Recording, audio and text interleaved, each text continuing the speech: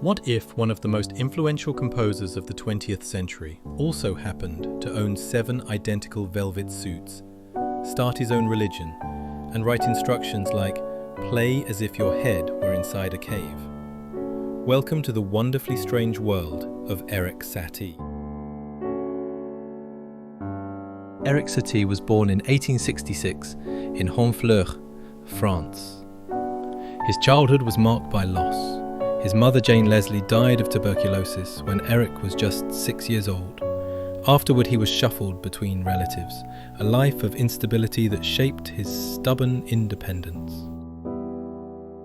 At 13, he entered the Paris Conservatoire. He was, to put it kindly, a terrible student. Teachers called him untalented, clumsy, even the laziest student in the entire school.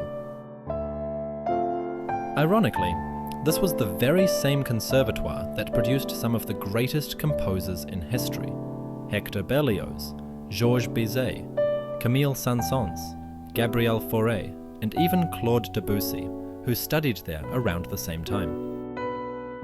Unlike Debussy, Satie never shined in class. But while he floundered in the conservatoire, he was quietly reshaping music itself. In his 20s, Satie moved to Montmartre, Paris's Bohemian heartbeat. He became friends with artists, poets, and cabaret singers, performing piano in smoky bars to scrape by. He embraced eccentricity as a lifestyle. 7 identical grey velvet suits, worn every single day. He wasn't alone in this habit. Albert Einstein famously wore the same style daily to avoid wasting brain power on clothing. For Satie, it reflected his minimalist approach to both life and art. Strip away the unnecessary, focus only on what matters.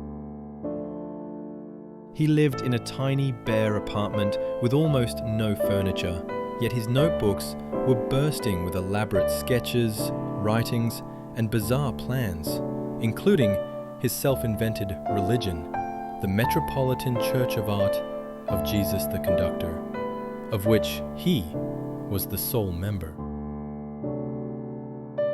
While his life seemed absurd, his music was revolutionary. Works like the Gymnopédies and Gnossiennes were radically simple, free of showy virtuosity, built instead on repetition, space, and atmosphere.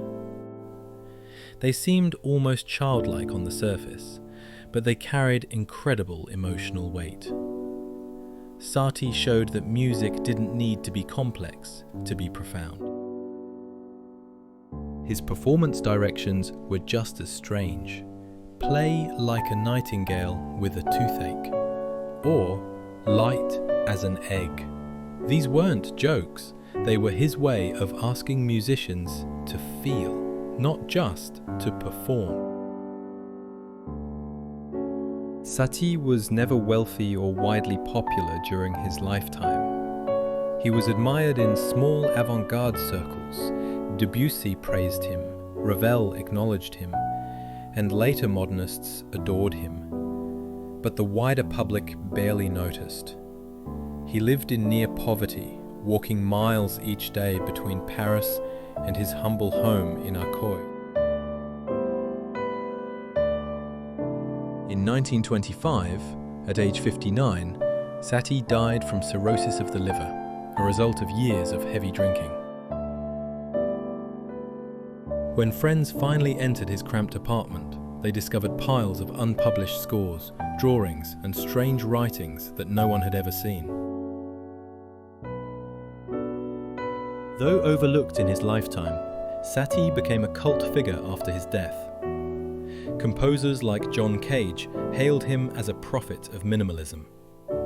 His music paved the way for ambient, experimental, and film soundtracks, proving that simplicity can carry enormous emotional power. So here was Erik Satie, the eccentric who wore velvet suits every day, founded his own church, and rejected every musical tradition of his time. a minimalist in life and in music, mocked while alive, but celebrated after death as a visionary who showed the world that sometimes less really is more.